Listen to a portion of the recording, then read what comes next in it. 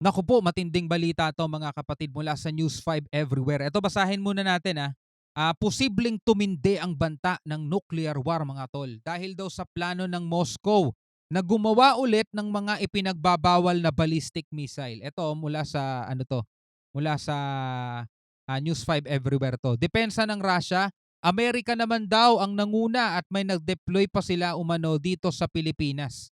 Naku po, eto na mga kapatid. Eto ang ating ayaw mangyari na talagang sabi nga ni Trump, malapit na tayo kaysa sa ini-imagine natin mga tol, 'di ba? So ayan, Press Putin itutuloy na ang produksyon ng short at intermediate range missile ng Russia. Yan ang ating panoorin ngayon at bigyan natin 'to ng reaction video. Pero bago yan, syempre 'wag mo kalimutan mag-subscribe.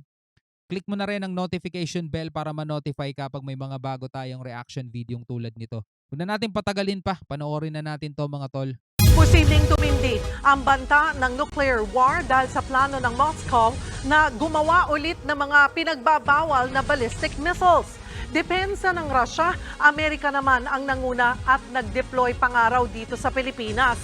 Nasa frontline ng balitang yan, si Brian Castillo. Diba, turuan naman sila mga tol kung sino may kasalanan Sinasabi nitong taga-kanluran, kasalanan ng ganito, kasalanan ng ganyan. Lahat sila kanya-kanyang sisihan sila Pero isa lang ang ano, alam natin, natitiyak natin.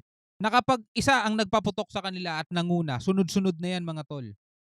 Sunod-sunod na yan at yan ang susunod mga tol, katapusan ng ating ano niyan. Ang ating nakikitang ganda ng kalikasan, ganda ng ating kapaligiran, magwawakas lahat yan kapag tinuloy ng mga leader na 'to ang kanilang mga ano, mga masasamang banta mga kapatid. Naku po.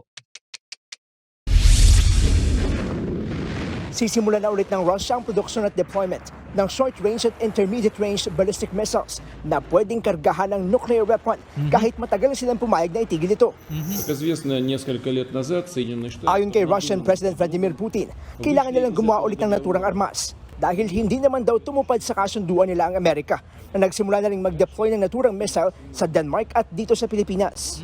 Ang tinutukoy na missile ni Putin ay ang Typhoon Mid-Range Capability Missile System na pinadala ng US Army sa Luzon noong Abril para sa salaknib exercise ng Philippine at US Army.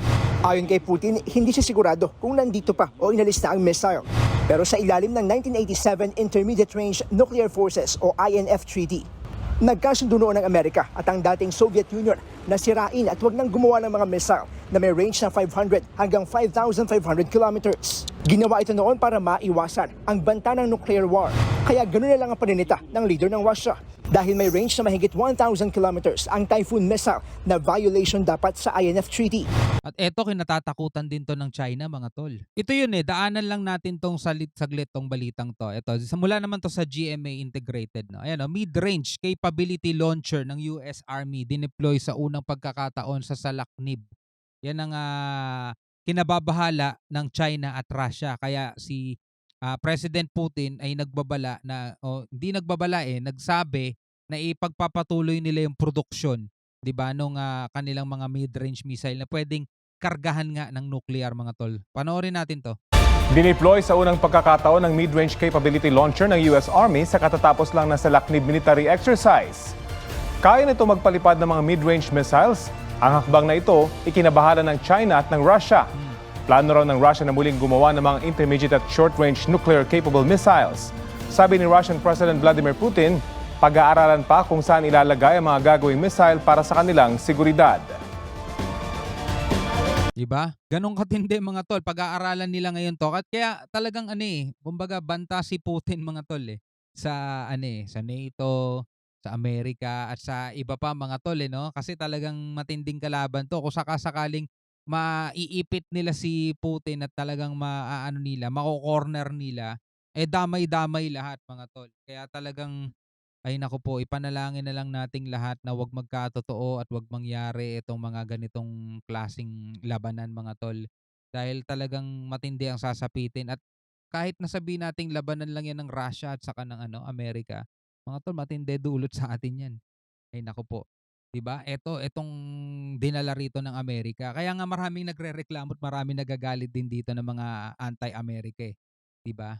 Dahil nga rito. Eto naman ay ano natin 'no, deterrence din natin 'yan mga tol at panangga natin 'yan para mapigilan natin yung mga banta ng China, 'di ba?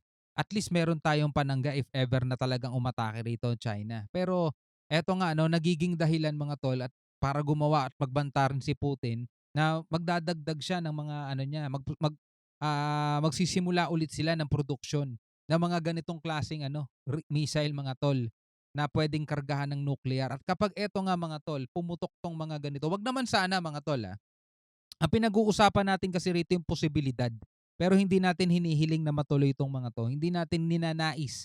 Hindi natin ginugusto. At wala naman siguro kahit isa sa inyo, 'di ba, na mga nanonood ngayon ang may gusto na magkaroon ng nuclear war kasi talagang hindi mabuti 'yon mga tol.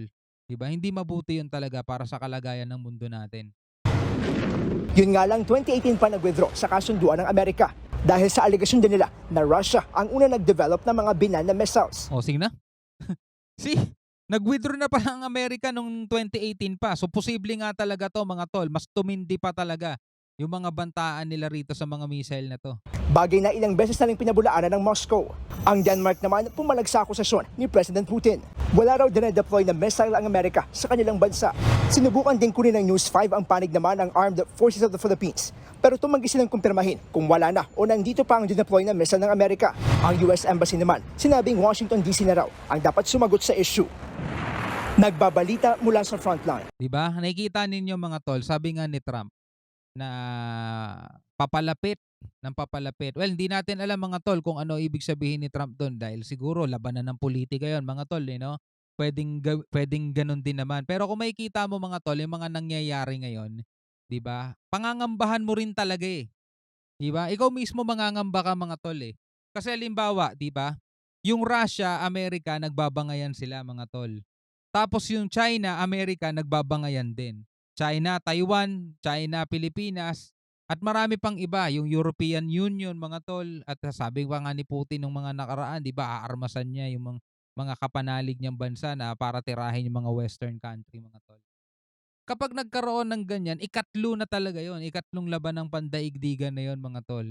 Ewan ko kung ano mangyayari sa ating lahat, 'di ba? Imagine mo pa lang parang isang matinding bangungot na talaga mga tol eh, 'di ba? Pero sana wag mangyari 'yun, no? Kasi kahit anong effort natin dito sa Pilipinas, kahit anong effort natin na wag tayong pumasok sa giyera laban sa China. Pero kung maglalaban na naman yung ibang mga bansa, mga tol, at tipong magkakaroon pa ng nuclear war sa pagitan nila mga tol, damay-damay na lahat 'yan. 'Di ba? Apektado ekonomiya natin diyan. Kasi saan ba tayo nag-i-import ng mga langis natin, ng mga krudo natin? Saan ba tayo kumukuha niyan? Imagine mo na lang mga tol kung gaano ang imamahal ng mga gasolina nun. Kung ano gaano imamahal ang kuryente, mga bilihin, kung ano ibabagsak ng kung gaano ang inflation noon mga tol. Ay nako, mahirap imagine mga tol. Pero ikaw, bilang isang Pilipino, ano ang masasabi mo mga tol dito sa balitang to? Pwede ka magbigay ng commentary mga tol. Pwede ka magbigay ng iyong reaction. Alright, hanggang sa muli, ako nga pala si Shobaldi. Peace out.